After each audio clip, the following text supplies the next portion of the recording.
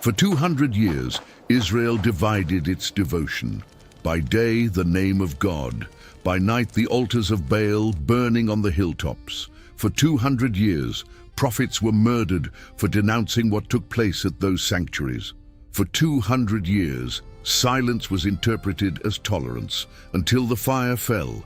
And what came before that fire is the most disturbing story the Old Testament records. To understand what Israel was doing in those rituals, you first need to understand where that cult came from, what it promised, and why a people who had crossed the Red Sea on foot, who had eaten bread fallen from the sky in the desert for 40 consecutive years, who had watched entire cities collapse at the sound of trumpets, ended up prostrate before a metal statue with open arms and fire burning inside.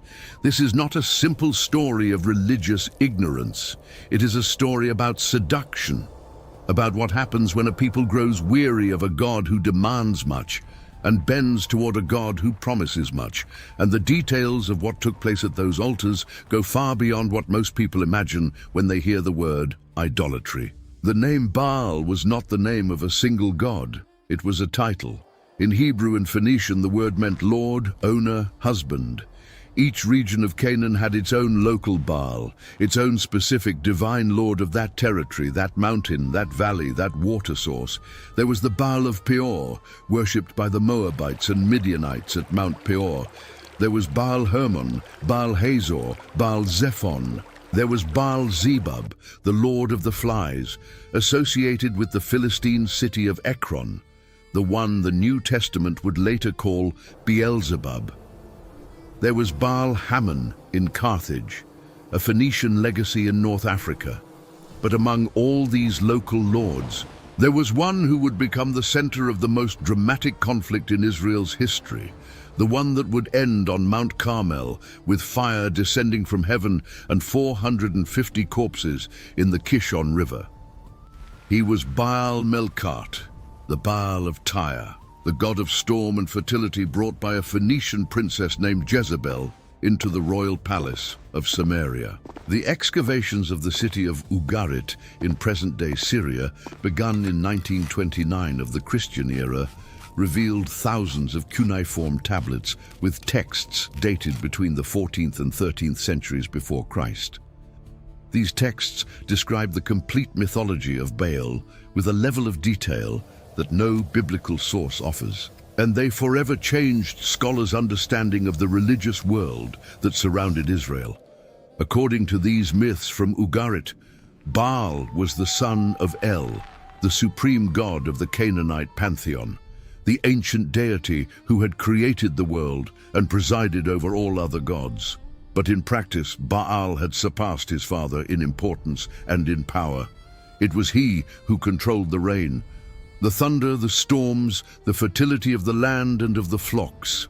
The very word for the natural phenomenon you now call a storm was, to that world, the voice of Baal.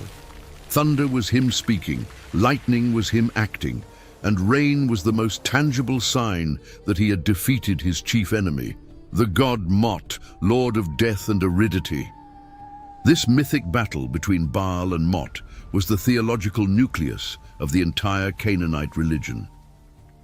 According to the Ugaritic texts, every year Baal descended to the world of the dead, defeated by Mot. During the dry summer, while the earth cracked with heat and the harvests withered, it was because Baal was dead, trapped in the underworld, and without his fertilizing power, the land became barren. But then Anat, the warrior goddess who was his sister and ally, fought Mot with absolute fury and freed Baal. He rose again, and when the first autumn rains arrived after months of Mediterranean drought, it was proof that Baal had returned, had conquered, had defeated death once more. For the farmers of Canaan, this cycle was not merely mythology, it was explanation. It was cosmology. It was the framework that gave meaning to the seasons, to the harvest, to survival. It was the model through which everything in nature was interpreted. And it was also an invitation to participate in that cycle, to influence its outcome through specific rituals designed to activate Baal's fertilizing power over the land and over the wombs of women.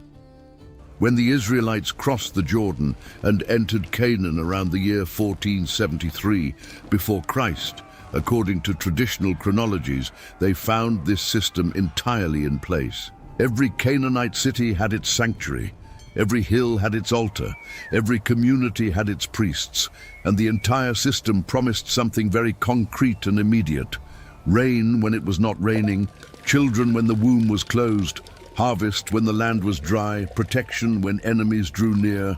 The God of Israel also promised these things, but with a fundamental difference. He promised them in exchange for exclusive fidelity, observance of the law, moral holiness, social justice. Baal promised them in exchange for rituals. Not character, not ethics, not relationship, ritual. Perform the right rite, pay the right price, and the rain will come. For a people of farmers, watching a harvest dry up while the Canaanite neighbor performed ceremonies on the hilltop, the difference was not theological, it was practical, it was economic. It was the difference between eating and going hungry. And that is why, as the book of Judges records, the moment Joshua died and the generation that had crossed the Jordan began to pass away, the apostasy began.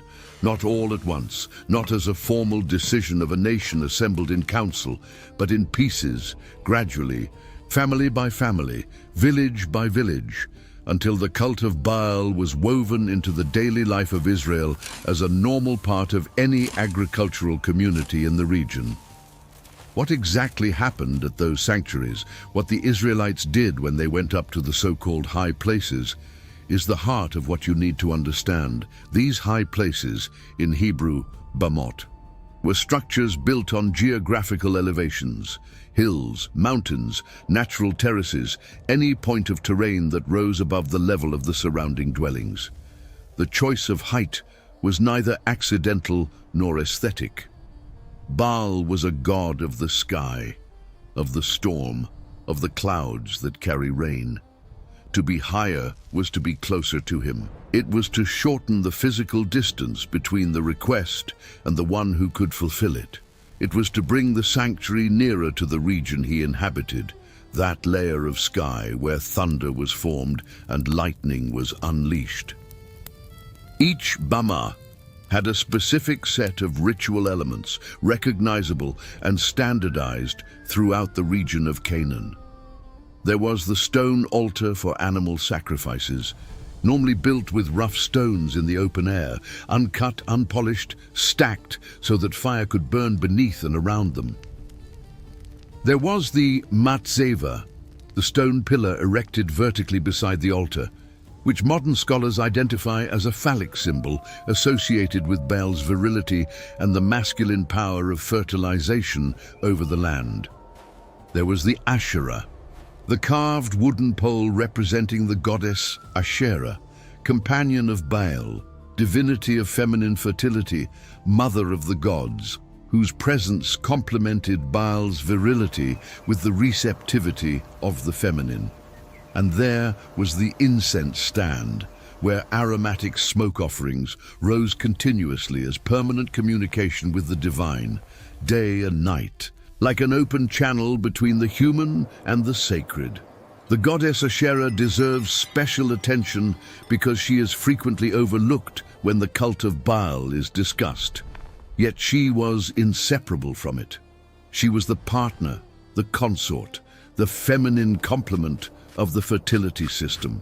Archaeological excavations at countless sites in Israel have found small terracotta figurines depicting a female figure with exaggerated breasts, which archaeologists identify as images of Asherah used in domestic worship.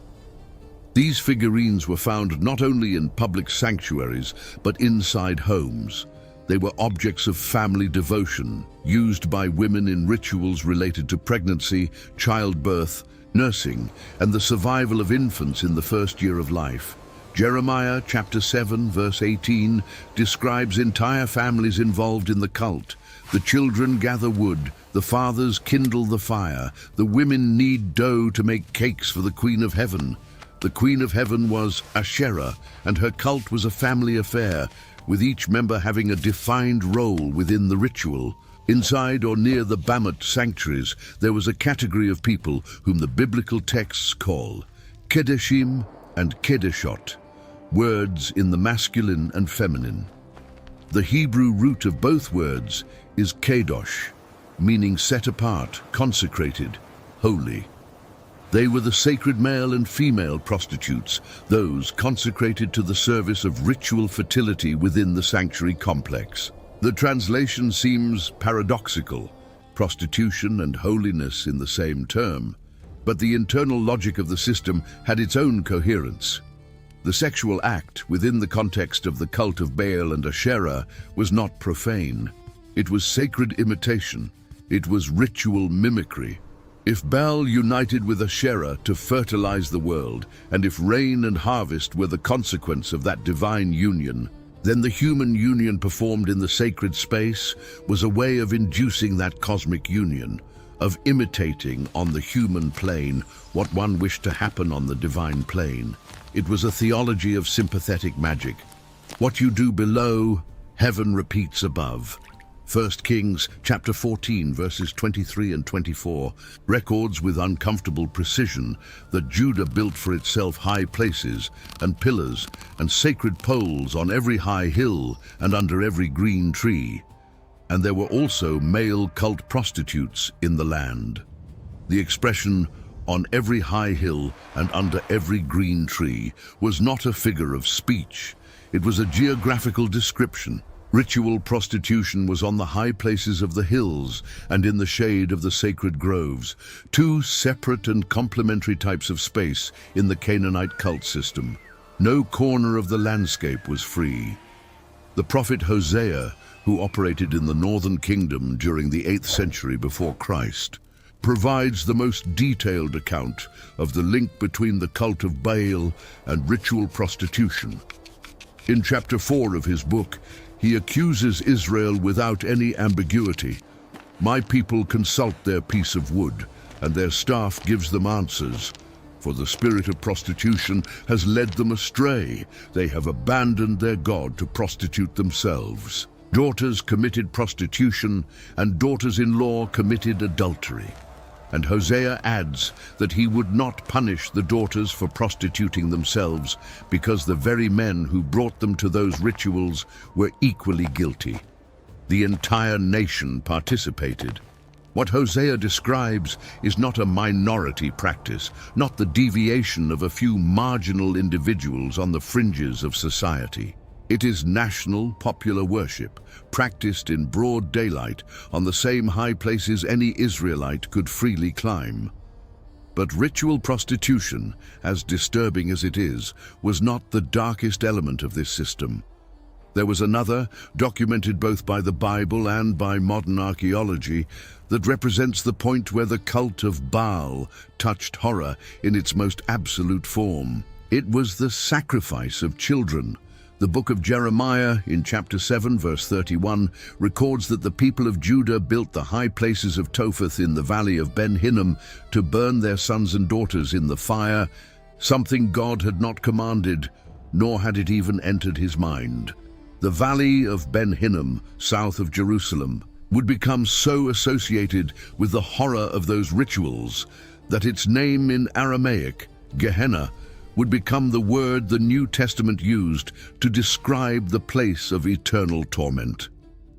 Hell bears the name of a valley where the children of Israel were burned. Technically, the sacrifice of children was more directly associated with Moloch, an Ammonite deity that ancient texts describe as a figure with a human body and the head of a bull, with outstretched arms and a cavity in the belly where fire was lit. Children, in some cases newborn infants, were placed in the heated arms of the statue or thrown directly into the fire burning inside it.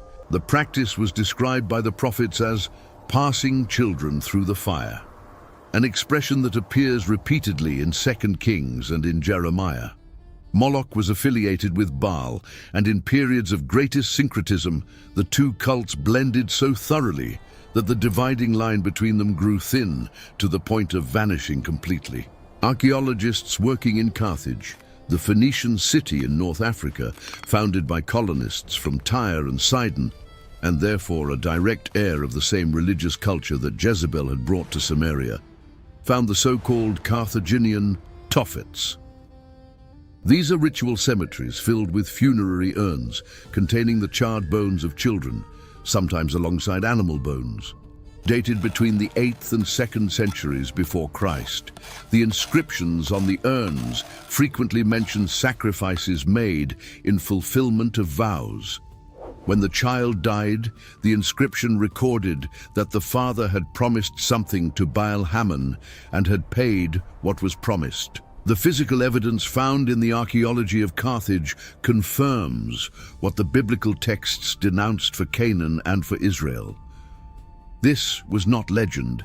It was a practice documented in bones.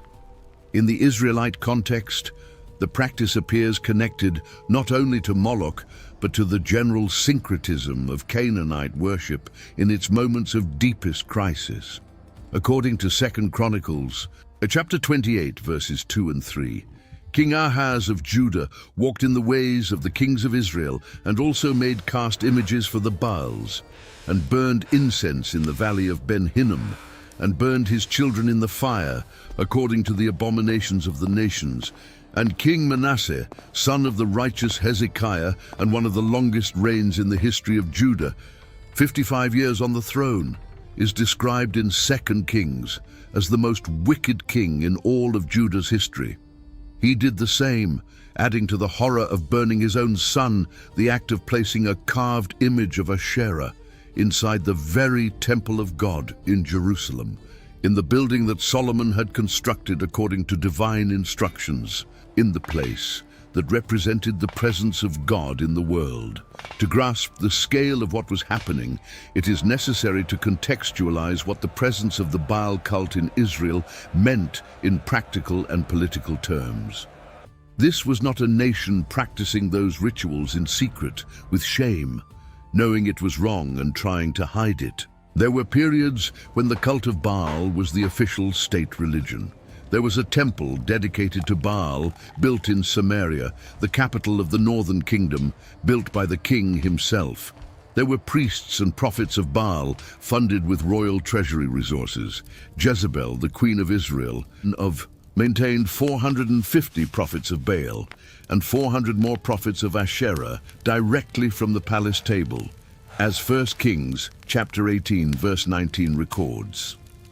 A religious structure of 850 people fully dedicated to the maintenance and propagation of that cult, funded with public resources, living on taxes paid by the people of Israel themselves. At the same time, the prophets of God were being hunted.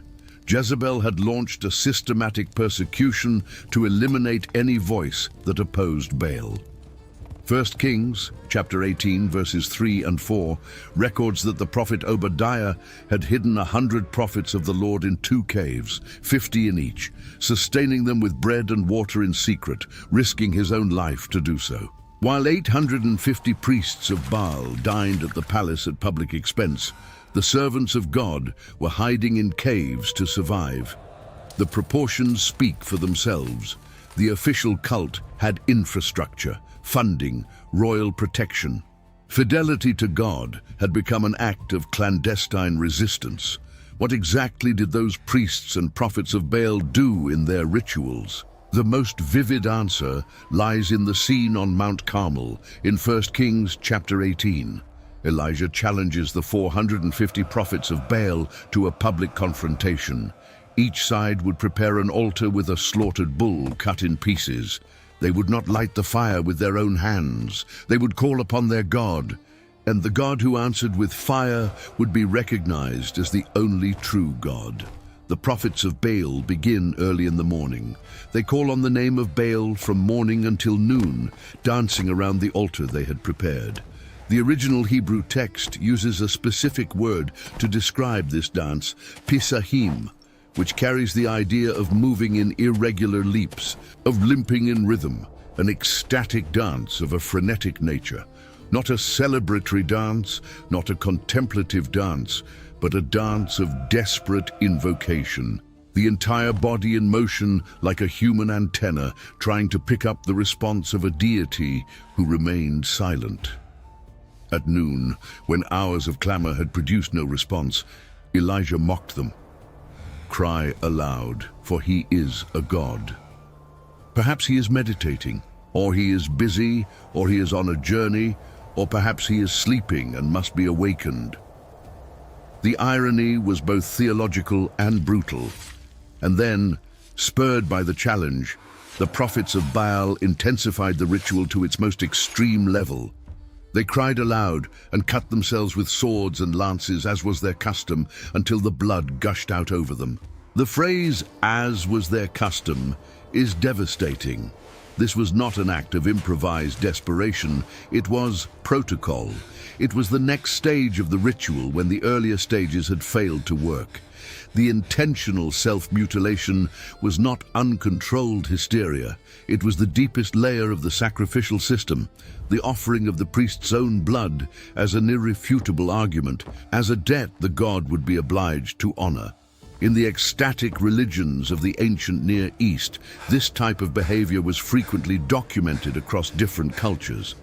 The trance induced by pain, by the sustained rhythm of drums for hours, by repetitive movements that progressively exhausted the body, led participants into altered states of consciousness that were interpreted as contact with the divine, as temporary possession by the spirit of the deity. The prophets of Baal on Carmel were not nervous beginners performing a ritual for the first time. They were specialists in a system that had worked, or had at least appeared to work, for decades. They were professionals of sacred ecstasy. And on Carmel, before all the people of Israel assembled, that system met its absolute limit.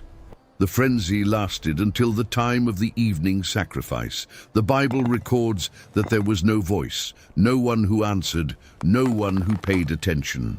The altar remained cold, the bull remained untouched, and Baal remained silent. Then Elijah stepped forward. He called the people near. He rebuilt the altar of the Lord that had been torn down using 12 stones, one for each tribe of Israel. He dug a trench around it large enough to hold 2 seahs of seed. He stacked the wood. He laid the bull cut in pieces on top, and he ordered it to be drenched with water. 4 jars the first time, poured over the burnt offering and the wood. 4 jars the second time, the same. 4 jars the third time. 12 jars of water, at the end of 3.5 years of drought, deliberately poured over an altar to make any natural explanation for what was to follow humanly impossible. The water filled the trench. It ran down the altar. It soaked the wood. It soaked the bull. And then Elijah prayed. One prayer, not hours of dancing, no cutting of skin, no frenzied cry. One sentence, "Answer me, Lord, answer me, so that this people may know that you are the Lord God and that you have turned their hearts back again." Fire fell from heaven. It consumed the burnt offering, the wood, the stones, the dust. It licked up the water that was in the trench. The people fell with their faces to the ground and cried out, "The Lord, He is God. The Lord, He is God." And on that same day, the 450 prophets of Baal were slaughtered at the Kishon River. But to understand the full depth of the problem that the cult of Baal represented, you need to step back and see the complete historical arc, because the episode on Carmel was the peak of a crisis that had begun centuries earlier and would continue for decades afterward. Israel's first documented contact with the cult of Baal in the scriptures occurred still in the desert before the entry into Canaan, in Numbers chapter 25. While Israel was camped on the plains of Moab, Israelite men began to take Moabite women. These women invited them to the sacrifices of their gods. The people ate and bowed down before the gods of Baal Peor. And 24,000 Israelites died in a plague in a single event judged for it. 24,000 dead. The catastrophe was documented, named, inscribed in collective memory. Moses had explicitly warned before his death throughout the entire book of Deuteronomy about the dangers of following the gods of the nations. Joshua had warned at the end of his life, gathering the tribes at Shechem and placing the choice before them with absolute clarity. Choose today whom you will serve. But collective memory is fragile when harvests are at stake. And when Joshua died, and the generation that had crossed the Jordan began to pass away, and the following generations did not personally know the miracles of Egypt, nor the crossing of the desert, nor the manifestation at Sinai, the cycle began. The book of Judges describes this cycle with an almost mechanical regularity, repeated 6 times throughout the book. Israel served God while the righteous judge was alive. The judge died. The next generation abandoned the Lord and served Baal and Asherah. Oppression came, usually in the form of a neighboring nation that subjugated Israel for years or decades. Israel cried out to God. God raised up another judge to deliver the people. Deliverance came, the judge died, and the cycle began again. 6 iterations of the same pattern, 6 generations of apostasy, oppression, crying out, and restoration. The text of Judges chapter 2 verses 11 to 13 summarizes the pattern precisely. The children of Israel did what was evil in the sight of the Lord and served the Baals. They abandoned the Lord God of their fathers, who had brought them out of the land of Egypt, and followed other gods from among the gods of the peoples around them. They bowed down to them and provoked the Lord. They served Baal and the Ashtaroth. During the reign of Solomon, already under the unified monarchy, the problem took on a new dimension and a new irony. Solomon had built the temple, the house of God in Jerusalem, using 40,000 chariot horses, 12,000 horsemen, 150,000 workers, and 7 years of construction. And then, in his final years, influenced by his 700 wives and 300 concubines from foreign nations, Solomon's heart turned away. He built a high place for Chemosh, the abomination of Moab, and for Moloch, the abomination of the children of Ammon, on the hill that faced Jerusalem. The man who had built the most elaborate house Israel had ever constructed for God built. Years later, houses for the idols of God's enemies on the same hill, with a view of the same valley. With the division of the kingdom after Solomon's death, the problem multiplied on 2 simultaneous fronts. In the northern kingdom, Israel, Jeroboam immediately established 2 golden calves at Bethel and at Dan, and said to the people, "Here are your gods, O Israel, who brought you up out of the land of Egypt." It was the same phrase the people had spoken over the golden calf in the desert 40 years earlier. Idolatry had memory, had language, had its own liturgy that repeated itself across generations with identical vocabulary. And while the kings of the north succeeded one another in political instability and growing religious apostasy, the problem of Baal kept growing until it reached its most critical point in the reign of Ahab. Ahab is described in 1 Kings chapter 16 verse 30 with a precision that leaves no room for favorable interpretation. Ahab, son of Omri, did what was evil in the sight of the Lord, more than all who were before him.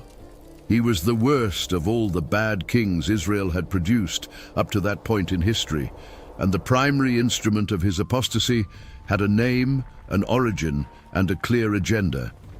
Jezebel, daughter of Ethbaal, king of the Sidonians.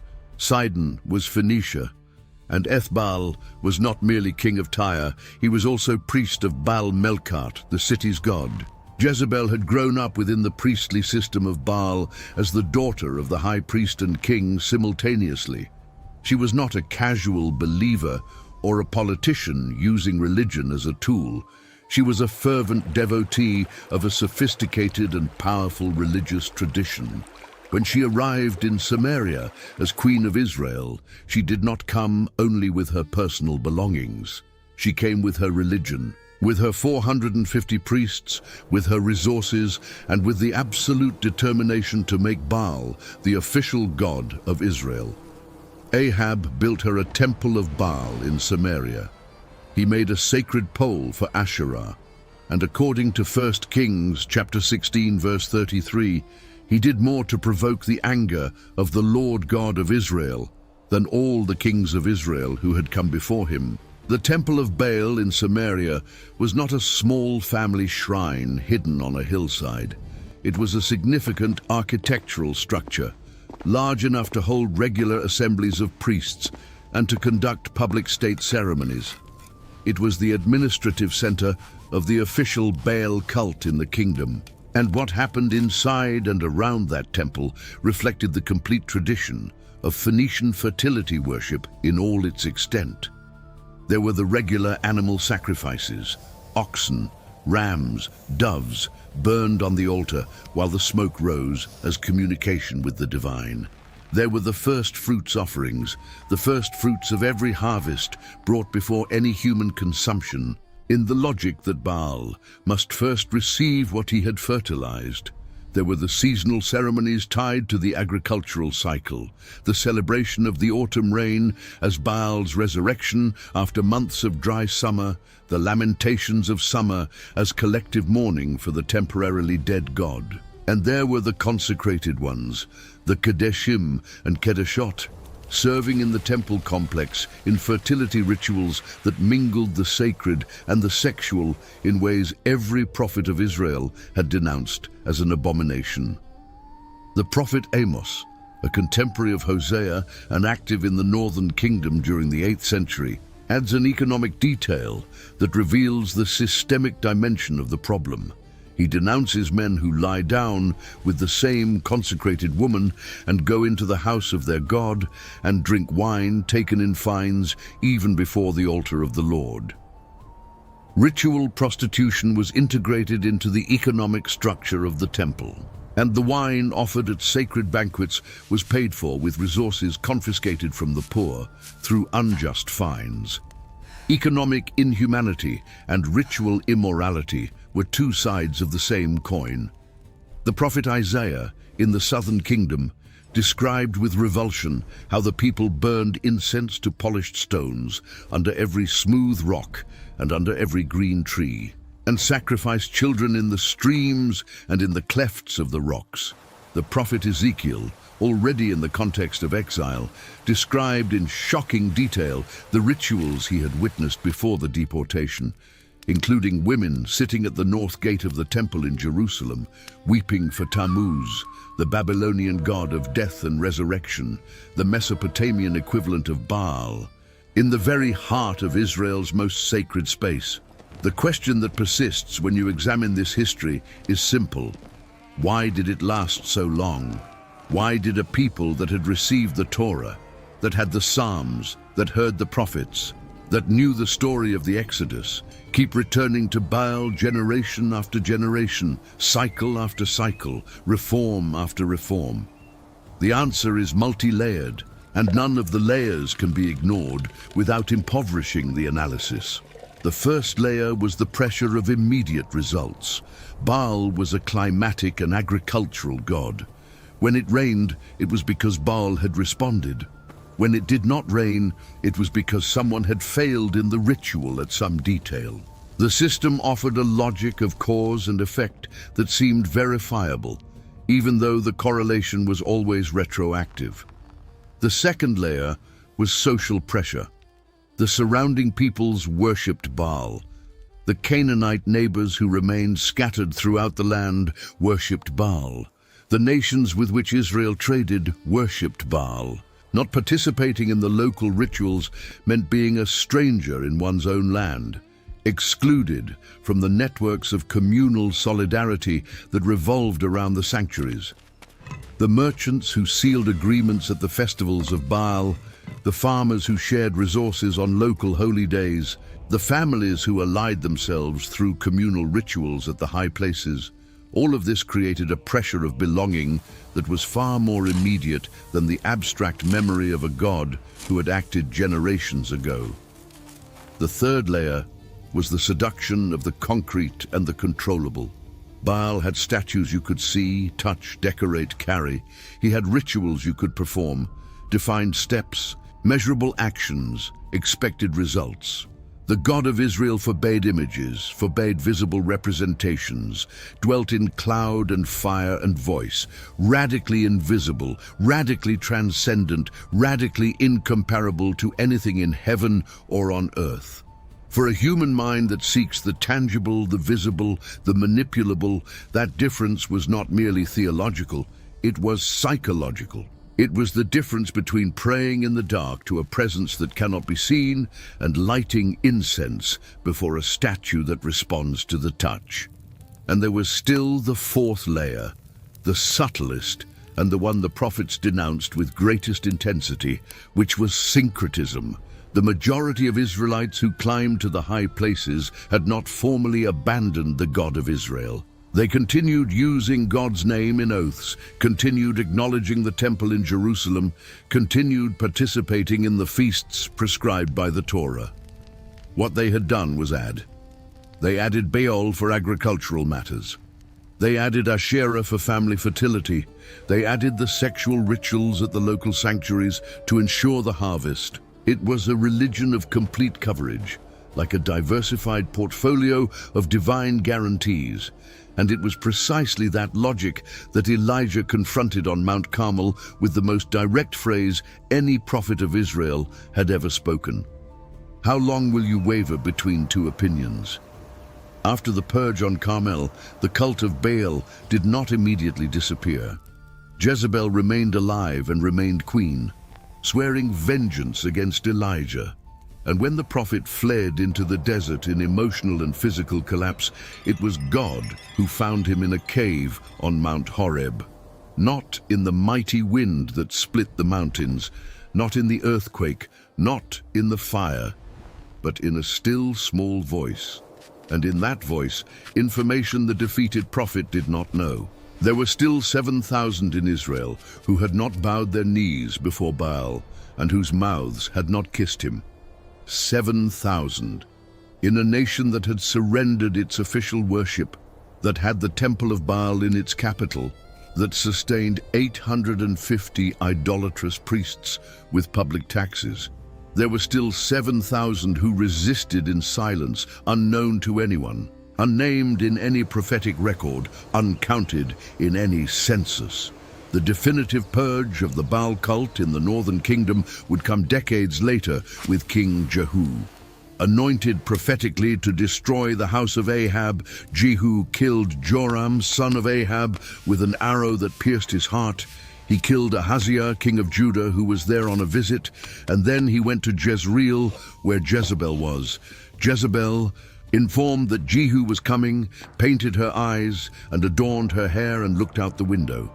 Jehu ordered that she be thrown down. 2 or 3 officials threw her down. She died. The horses trampled over her, and when they went to bury her, they found nothing but the skull, the feet, and the palms of her hands, exactly as the prophet Elijah had announced years earlier, while she was still in full power and hunting the servants of God. Then Jehu summoned all the worshippers of Baal in Israel to a great assembly in the temple of Baal in Samaria, announcing that Ahab had served Baal a little, but that he would serve Baal much more. It was a trap. The priests came, the prophets came, the worshippers came. When the temple was full from one end to the other, Jehu sealed the exits. He had them all executed. The temple was demolished. 2 Kings chapter 10 verse 27 records that they demolished it and made it a latrine to this day. The temple where Jezebel had installed the official Baal cult in Israel ended as a sewage pit. The irony of the historical record is severe and deliberate. In the southern kingdom, Judah, the cycle continued for longer. Reforms and apostasies alternated at the rhythm of the reigns. Hezekiah carried out deep reforms, destroying the high places, breaking the pillars, cutting down the sacred poles, even destroying the bronze serpent that Moses had made in the desert, called Nehushtan, because the people had begun burning incense to it.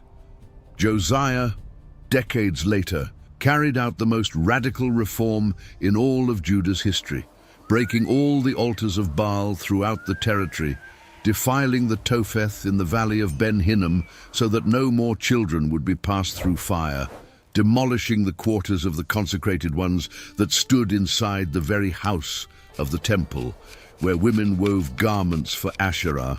But Manasseh had spent 55 years undoing everything Hezekiah had done, and the consequences of decades of deep national apostasy did not vanish with one king's reform.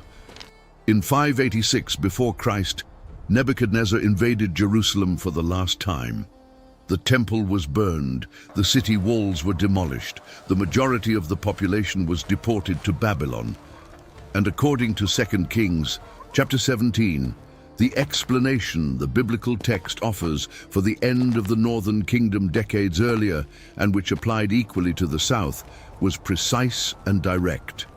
Israel had abandoned all the commandments of the Lord their God. They had worshipped all the host of heaven and served Baal, and the judgment had come. The Babylonian exile produced something that centuries of prophetism had not managed to produce in any lasting way: the definitive cure of idolatry. The Jews who returned from Babylon in the 6th century before Christ were a people transformed in their relationship with images and idols, radically monotheistic, incapable of relapsing into the worship of visible objects. The paradox was that contact with a great pagan civilization, Babylon, which curiously practiced divination and astrology but not human sacrifice in its principal rituals, had eliminated the attraction to Canaanite polytheism in a way that centuries of internal reform had not managed. There was no further mention of the worship of Baal after the return from exile.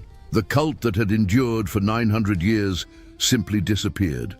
The statues of Baal are in museums today, catalogued, numbered, studied. What once generated sacred terror and collective ecstasy is now the subject of academic dissertations and glass display cases. The altars have become excavations. The temples have become archaeological sites. The Bamot, the high places Israel built on every hill, are today geographical coordinates in the databases of biblical archaeology universities. The Matzevot, the stone pillars that represented the virility of Baal, stand in museum galleries in Jerusalem, in London, in New York, with descriptive labels and inventory numbers. The small Asherah figurines, recovered by the thousands from excavations of Israelite homes, are stored in climate-controlled boxes in research institutes.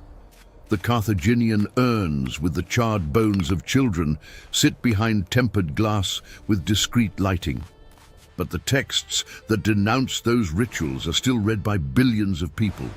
The prophets who were persecuted for refusing them, Elijah hidden in caves, Jeremiah thrown into a cistern, Amos expelled from the royal sanctuary at Bethel. Those men still have their names spoken aloud, their words still circulate, still are studied, still divide hearts and provoke conversations in languages that did not exist when they were first spoken. And the questions they asked about what deserves devotion, about what is real and what is illusion, about the price of divided loyalty, about whether it is possible to serve the God who liberates while also serving the God who satisfies. Those questions have not gone into any museum. Baal did not survive time. The question he raised did.